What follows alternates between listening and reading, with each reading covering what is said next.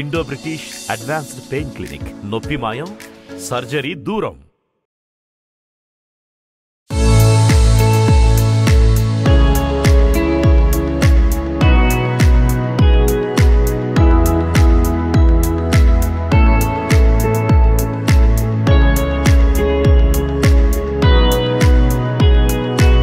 నమస్కారం, welcome to I dream. నేను మీ విజిత.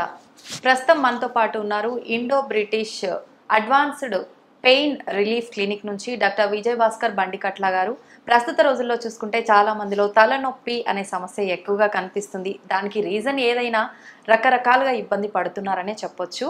అసలు ఏంటి తలనొప్పి, ఎందుకు వస్తుంది, ఆ తలనొప్పిని మనం ఎలా కంట్రోల్ చేసుకోవచ్చు, దానికి సంబంధించిన అడ్వాన్స్డ్ ట్రీట్మెంట్స్ ఏ రకంగా ఉన్నాయి, ఇప్పుడు సార్తో మాట్లాడి తెలుసుకుందాం. నమస్తే సార్. నమస్తే ఐ డ్రీమ్ ప్రేక్షకులకి నమస్తే సార్. తలనొప్పి సార్ చిన్నపిల్లల్లో కూడా చూస్తున్నాం, పెద్దవాళ్ళలో కూడా చూస్తున్నాం, ప్రతి ఒక్కరిలో సీజనల్గా చూస్తున్నాం.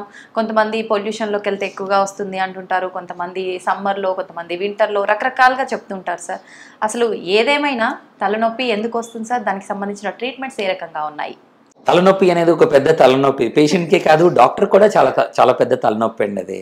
అయితే ఎక్కడి నుంచి వస్తుంది నొప్పి అనేది, ఇప్పుడు తలలో చాలా కాంప్లెక్స్, తల అనేది ఎన్నో రకాల ప్లేసుల నుంచి రావచ్చు.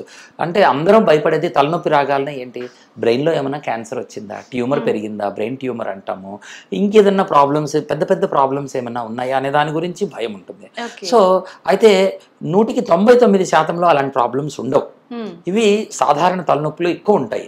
ఎక్కువ శాతం మందిలో వచ్చే నొప్పులు ఎలా ఉంటాయి, స్ట్రెస్ హెడేక్, నిద్ర సరిగ్గా పోలేదు, ఆందోళన చెందుతున్నాము, లేకపోతే ఇలాంటి రకరకాల కారణాల చేత చాలా వస్తాయి.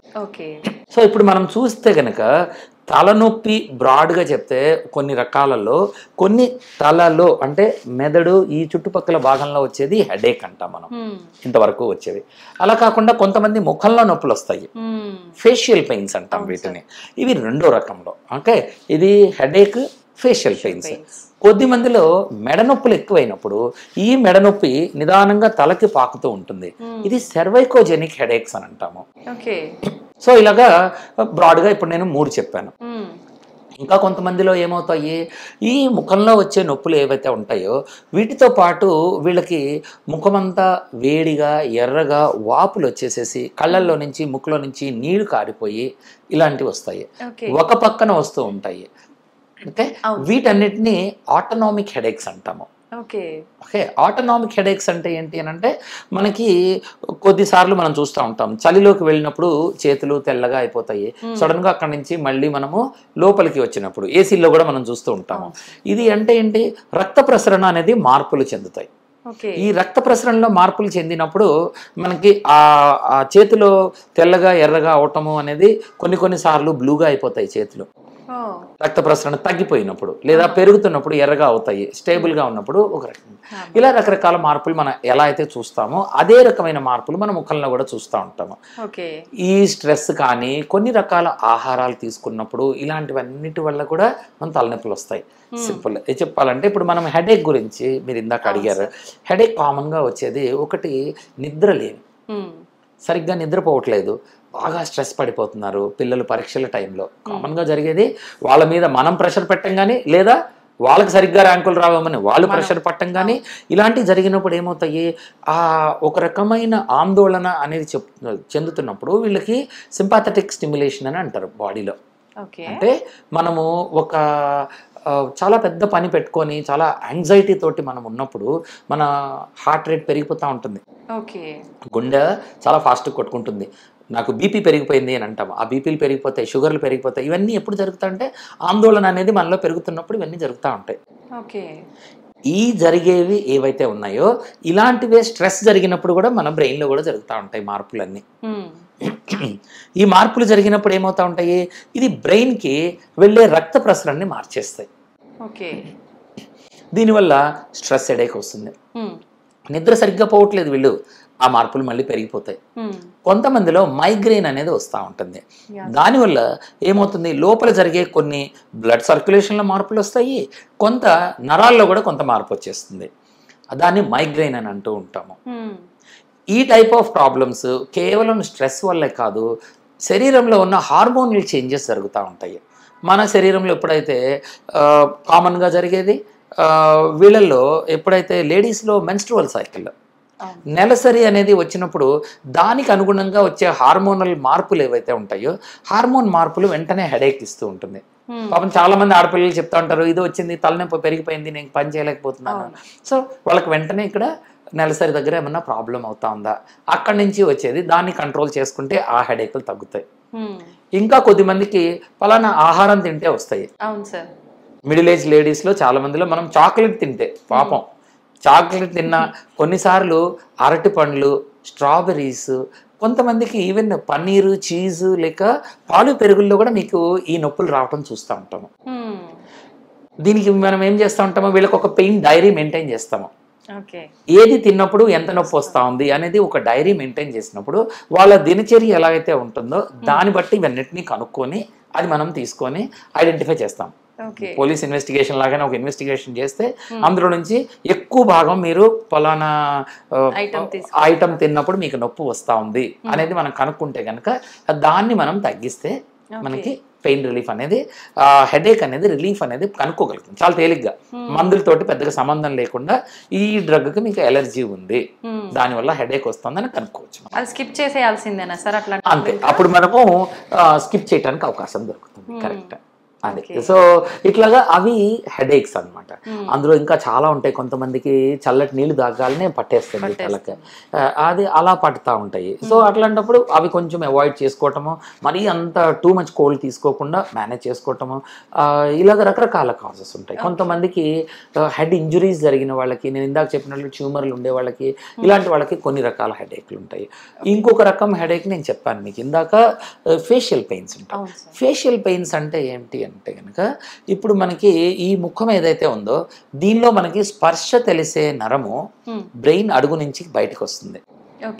ఈ వచ్చిన నరం ఏదైతే వస్తుందో అది 3 భాగాలుగా అది డివైడ్ అవుతుంది. ఈ 3 బ్రాంచుల్లో ఏవైతే ఉన్నాయో ఒకటి పైకి వెళ్తుంది, ఒకటి మధ్యలోకి వస్తుంది, ఒకటి కిందకి వెళ్తూ ఉంటుంది. అవన్నీ మళ్ళీ చిన్న చిన్న బ్రాంచెస్ అయిపోతాయి. అవన్నీ మన ఫేస్లో ఉంటా ఉంటాయి. వీటిలో ఈ నరము బ్రెయిన్ దగ్గర నుంచి బయటికి వచ్చే క్రమంలో ఎక్కడ చిన్న షార్ట్ సర్క్యూట్ లాగా అయినా కానీ చాలా పెద్ద పెయిన్స్ వస్తాయి. దీన్ని ట్రైజెమినల్ పెయిన్స్ అంటాం అనమాట. ఇది ఫేషియల్ పెయిన్స్ అంటాం, వీటిని ట్రైజెమినల్ పెయిన్స్ అంటాము. ఈ షార్ట్ సర్క్యూట్ ఏదైతే అయిందో ఇది పాపం ఎంత క్లిష్టమైన నొప్పి ఉంటుందంటే అందులో ఒకటి ట్రైజెమినల్ న్యూరాలజియా అంటాం. ఇందులో అది వచ్చిన వాళ్ళు దాదాపు ఒక 1,00,000 మందిలో ఒకళ్ళకి వస్తుంది. అది కానీ అది వచ్చినప్పుడు మాత్రము దానికి ఇంకొక పేరు ఏంటంటే సూయిసైడ్ డిజీజ్. ఆత్మహత్య చేసుకోవటానికి చాలా ఎక్కువగా దాన్ని పుష్ చేసే ఒక జబ్బు అనమాట అది. అంటే ఇంకా వాళ్ళకి జీవితంలో 24 అవర్స్ ఆ నొప్పి ఎప్పుడు వస్తుందా అని దాన్ని ఆలోచించుకుంటూ బ్రతికేస్తారు. అది వస్తే ఇంకా దానికి అది వస్తుంది అని వీళ్ళు ఇంకా బాధపడుతూ ఏడుస్తూ డిప్రెషన్లోకి వెళ్ళిపోయి ఇక జీవితాన్ని ఇంకా చాలిద్దాం, ఇంకా ఈ బాధ భరించటం కన్నా చనిపోవటం బెటర్ అనే స్టేజ్కి వెళ్తుంది. అది ఎక్కువగా ఏజ్ వాళ్ళలో ఎవరిలో వస్తుంది సార్ ఈ సమస్య? సాధారణంగా 2 రకాలు ఉంటాయండి ఇందులో. ఒకటి బాగా యంగ్గా ఉండే వాళ్ళల్లో, ఆడవాళ్ళల్లో కూడా ఎక్కువగానే వస్తుంది. యంగ్గా ఉండే వాళ్ళలో వస్తుంది, అంటే 30లు 40లు ఉండే వాళ్ళకి వస్తుంది. రెండో గ్రూప్ ఉంటారు. ఈ ఫస్ట్ గ్రూప్లో జబ్బు లేకుండా వస్తుంది. రెండో గ్రూప్లో కొన్ని జబ్బులు ఉంటాయి, అంటే మల్టిపుల్ స్క్లెరోసిస్ అని, ఇంకా కొన్నిసార్లు లోపల ఉండే ఒక బ్లడ్ వెసల్ నరం మీద తాకటం వల్ల కానీ ఇలాంటి వాటికి కొన్ని జబ్బు ఉంటుంది వాళ్ళకి. ఆ జబ్బు వల్ల నరం డ్యామేజ్ అవుతుంది. ఆ డ్యామేజ్ అయిన దానివల్ల వీళ్ళకి నొప్పి వస్తూ ఉంటుంది. ఈ తర్వాత ఉండే ఈ జబ్బులు మల్టిపుల్ స్క్లెరోసిస్ లేకపోతే బ్రెయిన్లో ట్యూమర్ వచ్చి అలాంటి వాళ్ళు ఎవరైతే ఉంటారో, స్ట్రోక్లు వచ్చిన తర్వాత వచ్చేవాళ్ళు, ఇలాంటి వాళ్ళు కొంతమంది ఎవరైతే ఉంటారో అవి కొద్దిగా వయసు పైబడిన వాళ్ళకి, 50కి చుట్టుపక్కల ఉండే వాళ్ళకి ఆ జబ్బులు వస్తాయి. సో అల్టిమేట్గా వీళ్ళొండిటికి ఐడెంటిఫై చేసుకొని వేరే ప్రాబ్లం లేదు అని అంటే కనుక చాలా మంచి ట్రీట్మెంట్స్ ఉంటాయి వీళ్ళకి. ఆల్మోస్ట్ కంప్లీట్గా ఈ నొప్పిని తీసేస్తాం. ఎక్కువ శాతం మందిలో నొప్పిని తీసేసేది కొన్ని సంవత్సరాల వరకు వెళ్ళిపోతుంది. వీళ్ళకి ఒక 5 years 10 years వరకు మళ్ళీ నొప్పులు రాకుండా కూడా చేసేయచ్చు వీళ్ళకి.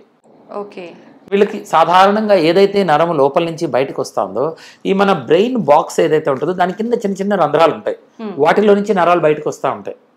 మనము ఎక్స్రే ద్వారా, స్కాన్ల ద్వారా ఆ నరాన్ని ఏ రంధ్రంలో నుంచి వస్తుందో ఐడెంటిఫై చేసి దాని లోపలికి ఒక సన్నటి నీడిల్ లోపలికి పంపిస్తాం. పంపించి అక్కడ ట్రీట్మెంట్ చేస్తాము. దాన్ని ఆ నరాన్ని కాల్చేయటం కానీ లేదా దాని పనితనాన్ని మాడ్యులేషన్ అని అన్నాం కదా, న్యూరో మాడ్యులేషన్ అని అంటాము. మన వాయిస్ మాడ్యులేషన్ చేసినట్లు నరం పనితనాన్ని మారిస్తే ఈ నొప్పిని చాలా వరకు కంట్రోల్ చేసుకోవచ్చు మనము. సో అది ట్రైజెమినల్ న్యూరాలజీ. కొన్నిసార్లు ఇంత చేయటానికి కూడా పేషెంట్లు సహకరించే పరిస్థితి ఉండదు, లేదా నొప్పి అంత ఎక్కువ ఉండకపోవచ్చు. వీళ్ళకి ఏం చేస్తూ ఉంటాము, బయట నుంచి ఈ నరాలు లోపల నుంచి వస్తున్నాయని చెప్పాను కదా, ఈ వచ్చే నరము ఇక్కడ మన పైన రంధ్రాల్లో నుంచి బయటకు వస్తాయి, చిన్న చిన్న రంధ్రాల్లో నుంచి ఇక్కడ ఇస్తూ ఉంటాయి అన్నమాట. ఈ వచ్చే నరాలని మనం ఏం చేస్తాము, బయట కూడా వీటిని ట్రీట్మెంట్ చేసి వీటిని కంట్రోల్ చేసేయచ్చు.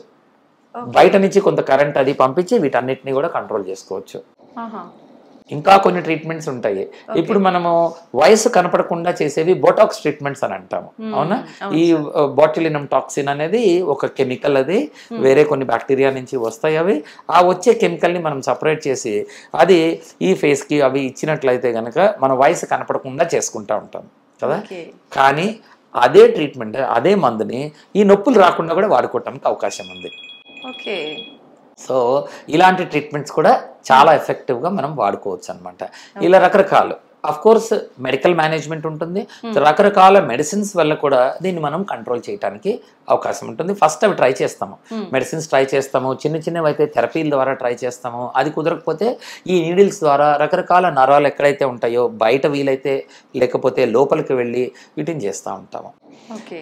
ఇవన్నీ చేసిన తర్వాత కూడా పేషెంట్కి పోలేదనుకోండి, అప్పుడు ఈ నరాల దగ్గరికి మనము చిన్న చిన్న ఎలక్ట్రోడ్లు పంపించి చిన్న బ్యాటరీలు అమర్చి దాని ద్వారా ఈ నరాల పనితనాన్ని పర్మనెంట్గా కూడా మార్చడానికి వీలవుతుంది అనమాట. ఇవి చాలా అడ్వాన్స్డ్ ట్రీట్మెంట్స్ అనమాట. అలా చేయడం వల్ల అంటే ఛాన్స్ పర్మనెంట్గా సొల్యూషన్ ఉంటుందా సార్? కొన్ని రోజుల వరకు, మంత్స్ వరకు? ఇవి ఎలా ఉంటుంది, ఒక నరము యాక్టివేట్ అయిపోయి అది కరెంట్ సిగ్నల్ వేస్తాం అనుకోండి పైకి, మనకి షార్ట్ సర్క్యూట్ అయిపోయి సిగ్నల్ అవుతాం.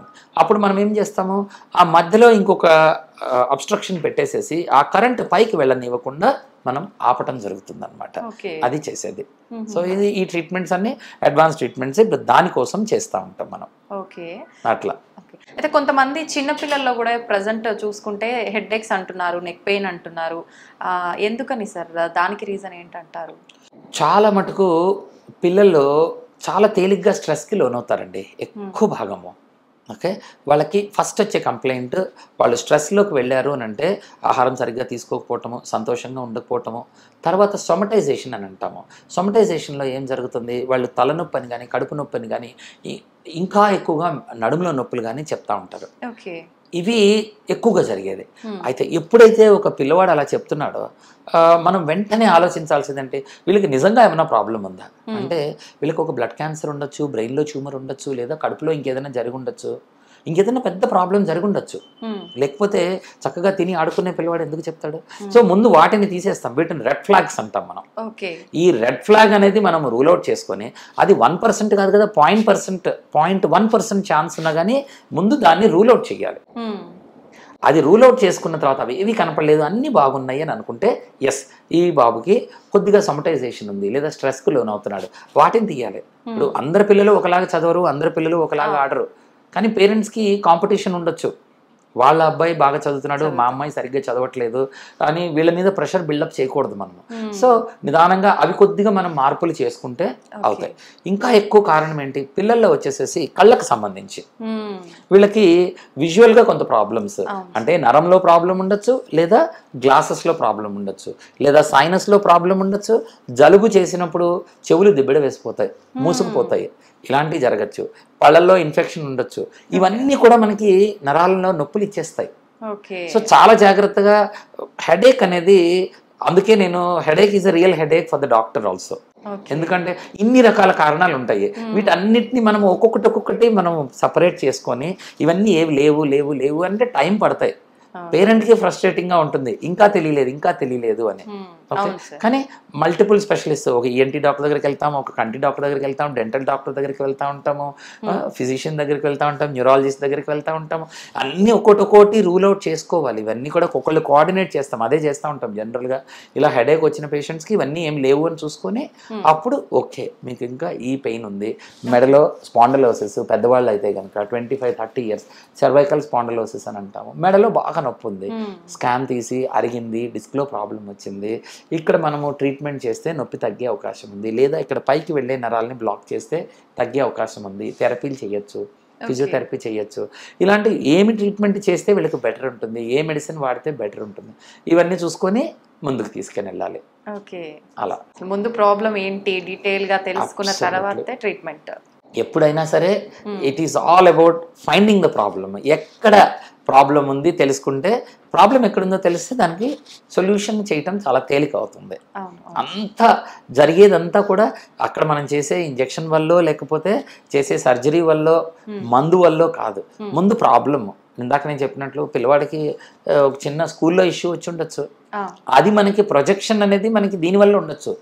అది మనం పెద్దవాళ్ళు పట్టించుకోకపోతే వాడు సొమటైజేషన్ తోటి చెప్తారు. ఆడపిల్లకి ఇంకేదన్నా ప్రాబ్లం ఉండొచ్చు, స్కూల్లో కానీ బయట వేరే వాళ్ళతోటి మనకు చెప్పుకోలేని ప్రాబ్లం ఉండొచ్చు. That will all come out as this. అది ఇలా మనకి హెడేక్ రూపంలోనో, కడుపు నొప్పి రూపంలోనో పాప చెప్తూ ఉంది అని అంటే ఇక్కడ ఏం జరిగింది ఇక్కడ అనేది మనము ఫస్ట్ దాన్ని ఐడెంటిఫై చేయాలి. దానికోసం టైం స్పెండ్ చేయాలి మనం ఎప్పుడు కూడా. అయితే సార్ కొంతమంది అంటే ఫుడ్ ఆలస్యంగా తిన్నా కూడా నాకు తలనొప్పి వస్తుంది అంటుంటారు, అది ఏ రిలేటెడ్ గా ఉంటుంది? హైపోగ్లైసిమియా. నేనే ఒక ఎగ్జాంపుల్. నా చిన్నతనంలో నాకు ఉండేది హైపోగ్లైసిమిక్ హెడేక్ ఉండేది. నాకు ఎప్పుడైతే నాకు ఆకలి అవుతుందో అంటే సరిగ్గా తినకపోతే ఆడేస్తూ ఉంటాము బయట, హైపోగ్లైసిమియా, షుగర్ లెవెల్ పడిపోతూ ఉండేది, తలనొప్పి అని డాక్టర్ దగ్గరికి వెళ్తూ ఉంటాము. డాక్టర్ దగ్గరికి వెళ్తా ఉంటే ఇవన్నీ పట్టించుకున్నప్పుడు ఏంటి, మందులు రాస్తూ ఉంటారు, ఏవో మందులు చూస్తూ ఉంటాము. ఓకే, ఇలాగే ఒకటి ఆకలి అయ్యి హైపోగ్లైసిమియా వచ్చేది ఒకటి ఉంటుంది. అలాగే కొన్ని ఆహారాలు పడకుండా ఉన్నప్పుడు కూడా కొంత వస్తూ ఉంటుంది. ఇలాగా రకరకాల హెడేక్లు అందులో ఉంటాయి అన్నమాట. హైపోగ్లైసిమిక్ చాలా కామన్ గా ఎవరికి చూస్తూ ఉంటాము, షుగర్ పేషెంట్స్. ఒక చైల్డ్, మీకు 10 సంవత్సరాల పాపకి సడన్ గా ఈ హెడేక్స్ చెప్తున్నారు, చెమటలు పట్టేస్తున్నాయి, కింద కూర్చుంటున్నారు, తలనొప్పని పట్టుకుంటున్నారు అని అంటే వాళ్ళకి బ్లడ్ షుగర్ పడిపోతా ఉండొచ్చు. Hypoglycaemic headache. సో అది మనం ఇమ్మీడియట్ గా దాన్ని పట్టుకొని వాళ్ళకి షుగర్ని కంట్రోల్ చేస్తే ఆ ప్రాబ్లం వెళ్ళిపోతుంది. మందులు వాడాల్సిన పని ఉండదు వాళ్ళకి అసలు. ఈ ప్రాబ్లమ్ని ఐడెంటిఫై చేయాలి. సో ఇది వెరీ ఇంపార్టెంట్. ఇది పెద్దవాళ్ళలో కూడా జరుగుతుంది, పిల్లల్లోనే కాదు. 30 ఏళ్ళు, 50 ఏళ్ళు, 70 ఏళ్ళు ఎవరికైనా కానీ హైపోగ్లైసిమిక్ అటాక్స్. షుగర్ ఉన్న పేషెంట్స్ మందులు వేసుకుంటున్నా కానీ మందు డోస్ ఎక్కువైంది, రకరకాల ఇప్పుడు డైట్లు అవి ఫాలో అవుతున్నారు అందరూ. డైట్ ఫాలో అయినప్పుడు ఆటోమేటిక్గా మీకు షుగర్ లెవెల్స్ దానంతా అది కంట్రోల్ అవుతుంటుంది. అప్పుడు మనం వేసుకునే మందు ఎక్కువైపోయింది అనుకోండి, మళ్ళీ హైపోగ్లైసిమియా వస్తుంది. సో చాలా కేర్ఫుల్గా ఫాలో అవుతూ ఉండాలి దీన్ని. అదే ఇవన్నీ చేసిన తర్వాత కూడా ఇప్పుడు మనకి నేను ఇందాక చెప్పినట్లు మెడ అరిగిపోతా ఉంది, లేదా నరం డ్యామేజ్ అయింది, లేదా ముఖంలో వాపు వచ్చేస్తూ ఉంది, కళ్ళలో నీళ్ళు వచ్చేస్తున్నాయి, ఇవంతా కూడా ఇలాంటివి వచ్చినాయి అనుకోండి, వాటికి సపరేట్ ట్రీట్మెంట్ చేస్తూ ఉంటాము, థెరపీలు చేస్తూ ఉంటాము. ఇవి చేసినప్పుడు ఆ నరానికి ట్రీట్మెంట్ చేస్తే వెంటనే తగ్గుతుంది. ఇప్పుడు మన ఫేస్కి ఇప్పుడు మనకు ఒక్కోసారి లైట్లోకి వెళ్తే కనుపాప చిన్నదవుతుంది, చీకట్లోకి వెళ్తే కనుపాపలు పెద్దవి అవుతాయి, మనం చూస్తాం. ఇవన్నీ కూడా బాడీలో ఒక సిస్టమ్ కంట్రోల్ చేస్తూ ఉంది దీన్ని. అదే మన ఫేస్ లో ఉండే సర్క్యులేషన్, కోపం వచ్చింది అనుకోండి మనకేమవుతుంది, మొహం అంతా ఎర్రగా అయిపోతుంది. అలాగే భయం వేసింది అనుకోండి మొహం పాలిపోయినట్లు అవుతుంది కదా. ఇవన్నీ ఏదో కంట్రోల్ చేస్తాం కదా, బ్లడ్ సర్క్యులేషన్ అంతా బ్రెయిన్ కాదు కంట్రోల్ చేసేది, వేరేది కంట్రోల్ చేస్తా ఉన్నాయి. ఈ కంట్రోల్ చేసే ఈ నాడీ వ్యవస్థ ఏదైతే ఉందో ఇది సపరేట్ వ్యవస్థ, ఆటోనామిక్ సిస్టమ్ అంటాం దీన్ని. వాటిని టార్గెట్ చేస్తాం ఇలా వాపులు వచ్చినప్పుడు, వాటికి ట్రీట్మెంట్ చేస్తే ఇవి బెటర్ అవుతాయి అన్నమాట. వాటికి బ్లాక్స్ చేస్తూ ఉంటాము, వాటిని పని చేయనీయకుండా అబ్లేషన్స్ చేస్తూ ఉంటాము, న్యూరోలైసిస్లు చేస్తూ ఉంటాము, లేదా వాటిని మాడ్యులేట్ చేయడానికి బయట నుంచి కానీ లోపల నుంచి కానీ న్యూరో మాడ్యులేషన్ చేస్తూ ఉంటాం. ఇలాంటి రకరకాలు అవి చేసి దాన్ని ఇంప్రూవ్ చేయొచ్చు. అలా అన్నమాట. మొత్తానికైతే తలనొప్పి అని అనుకుంటాం కానీ తలనొప్పిలో కూడా చాలా రకాలు ఉంటాయండి. ట్రీట్ చేసే విధానం కూడా అడ్వాన్స్డ్ గా చాలా రకాల ట్రీట్మెంట్స్ అయితే మన దగ్గర అవైలబుల్ గా ఉన్నాయి. అబ్సల్యూట్లీ. ఇవన్నీ కూడా ఇందులో ఇంకా ఇప్పుడు నేను చెప్పిన ఈ పిల్లలకి స్ట్రెస్ రిలేటెడ్ పెయిన్స్ ఇలాంటివి ఏవైతే చెప్పామో, ఆ తర్వాత కొంతమందిలో వచ్చేసేసి పెయిన్స్ ఎక్కువైపోయి వాళ్ళకి నిద్ర పట్టక దాని నుంచి నొప్పులు వస్తాయి. ఇలాంటి వాళ్ళకి చాలా మందికి ఆ డిస్ట్రాక్షన్ అనేది చాలా ఉపయోగం అవుతుంది. యాంగ్జైటీ లెవెల్స్ తగ్గించటము, వాళ్ళకి పెయిన్ గురించి ఎక్స్ప్లెయిన్ చేయటము, ఇవన్నీ ఏంటంటే ఇప్పుడు ఇక్కడ క్లినిక్లో మనకి వర్చువల్ రియాలిటీ ఉంటుంది. ఇప్పుడు మనము ఆర్టిఫిషియల్ ఇంటెలిజెన్స్ అవి మనం వింటా ఉన్నాము. ఇవి మెడిసిన్ లో కూడా వచ్చేసాయి ఇప్పుడు మనం దాని మీద రీసెర్చ్ అది చేస్తూ ఉంటాం అనమాట. ఈ వర్చువల్ రియాలిటీలో ఈ హెడ్ గేర్ అది పెట్టేసేసి వాళ్ళకి ఒక కొత్త ప్రపంచాన్ని మనం క్రియేట్ చేసి దానిలో నుంచి మనము వాళ్ళ పెయిన్ ని తగ్గించడానికి మనము ట్రీట్మెంట్ చేస్తూ ఉంటాము. సో ఇవి చేస్తే కూడా దీని నుంచి మంచి రెస్పాన్సెస్ ఉంటాయి. ఇవన్నీ జరగని వాళ్ళు కొంతమంది ఉంటారు. ఎట్టి పరిస్థితుల్లో వీటిని జరగలేదు అని అంటే ఇప్పుడు ఫర్ ఎగ్జాంపుల్ మెడ నుంచి పైకి వెళ్ళే న్యూరాలజియా, ఆక్సిపిటల్ న్యూరాలజియా అని అంటాము. కొన్నిసార్లు ఇలాంటి నొప్పులు ఉంటాయి.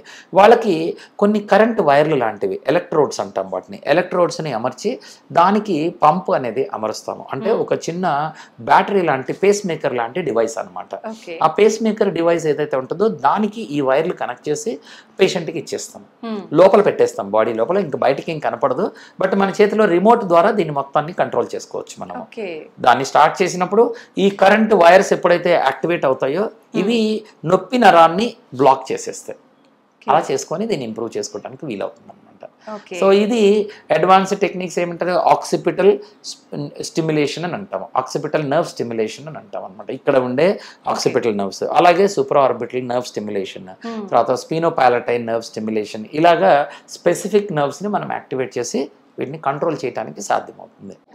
సో ఇవి చాలా కొద్ది మంది అవసరం పడతాయి. మిగతా అందరికీ ఈ ముందు చెప్పిన ట్రీట్మెంట్స్ ఇవన్నిటితో కూడా థెరపీస్ కానీ లేకపోతే మందులు కానీ లేదా బ్లాక్స్ కానీ అబ్లేషన్స్ కానీ వీటితోటి మనము బెటర్ చేసి కుదరని కొద్ది మందికి అక్కడ దాకా వెళ్తూ ఉంటాం. అయితే సార్ నరాలు బ్లాక్ అవటం అనగానే కొంతమందిలో అయితే చిన్న టెన్షన్ మొదలవుతుంది. నరాలు బ్లాక్ చేస్తున్నాం అంటున్నారు, దానిలో జరగాల్సిన ప్రక్రియ అంతా కూడా ఆగిపోతుంది కదా, నొప్పి ఒక్కటే తగ్గడంతో పాటు దానివల్ల ఎఫెక్ట్ అవ్వదా అని ఆలోచించే వాళ్ళు కూడా ఉంటారు కదా సార్, వాళ్ళకేం చెప్తారు?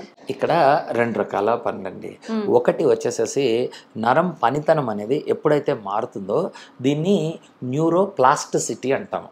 అంటే మనం ఒక ప్లాస్టిక్ ఏదైతే ఉందో అది లిక్విడ్ లాగా ఉన్నది, మనం ఏ షేప్ లో కావాలంటే ఆ షేప్ లో ఇస్తాం మనం కదా. ఒక గ్లాస్ కావాలంటే, బౌల్ కావాలంటే, ఇంకొకటి స్పూన్ కావాలన్నా దేన్నైనా సరే మనం ప్లాస్టిక్ ని మనం మౌల్డ్ చేస్తాం. అలాగే బ్రెయిన్ కి ఒక కెపాసిటీ ఉంటుంది, అది నర్వ్ ప్లాస్టిసిటీ. మనకి ఏ పని అయితే అది ఎక్కువ చెయ్యాలో దానిలాగా అది నరాలు మారిపోతాయి. మనకి ఎక్కువ కాలం నరము నొప్పి ఇస్తాం అనుకోండి, ఆ నొప్పి నరాలు కింద మిగతా నరాలన్నీ మారిపోతాయి. అంటే ఒక నరం చూస్తే మనకి ఎలా ఉంటుంది, స్పర్శ ఉంటుంది, మనకి నొక్కితే తెలుస్తుంది, వేడి తెలుస్తుంది, గుచ్చింది తెలుస్తుంది మనకి కదా, గుచ్చుకున్నట్లు తెలుస్తుంది, ఇలాగా కరెంట్ షాక్ తెలుస్తుంది. ఇవన్నీ వేరు వేరు స్పర్శలు ఇవన్నీ మనకి. ఏ స్పర్శ దానిది.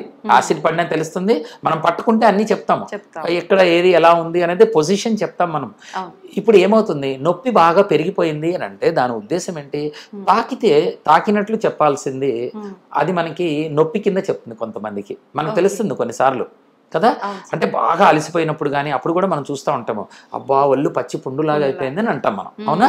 అంటే దాని ఉద్దేశం ఏంటి, నరాలన్నీ వేరేగా పనిచేస్తున్నాయి. సో అది న్యూరల్ ప్లాస్టిసిటీ అనేది జరుగుతుంది. ఈ జబ్బు చేసిన వాళ్ళకి ఇప్పుడు మనం తాకితే నొప్పి వచ్చేస్తూ ఉంటుంది. సో ఆ నరాలు వేరేగా పనిచేసేస్తున్నాయి కాబట్టి దాన్ని మళ్ళీ వెనక్కి తీసుకురావాలి. అప్పుడు మనము ఏం చేస్తుంటాము, కామన్ గా మన ఫోన్ కానీ మన మొబైల్ కంప్యూటర్ కానీ పని చేయలేదు, గ్లిచ్లు ఇస్తా ఉంది, ఫ్రీజ్ అయిపోయింది, ఏం చేస్తాం మనం అప్పుడు, స్విచ్ ఆఫ్ చేసి రీస్టార్ట్ చేస్తాం, దాన్ని రీబూటింగ్ అంటాము. అలాగే ఈ నరాలని కూడా మనం ఒక్కసారి బ్లాక్ చేసామనుకోండి, మళ్ళీ అది రీస్టార్ట్ అయినప్పుడు ఈ గ్లిచెస్ పోతాయి. ఇవన్నీ కూడా ఎలక్ట్రికల్ వైర్ లానే ఉంటాయి కాబట్టి అది రీబూట్ చేసినట్లు మళ్ళీ సెట్ అవుతా ఉంటాయి. చాలా మటుకు దీనివల్ల జరిగిపోతాయి. కొన్నిసార్లు మనం రీబూట్ చేసినా అది పని జరగదు.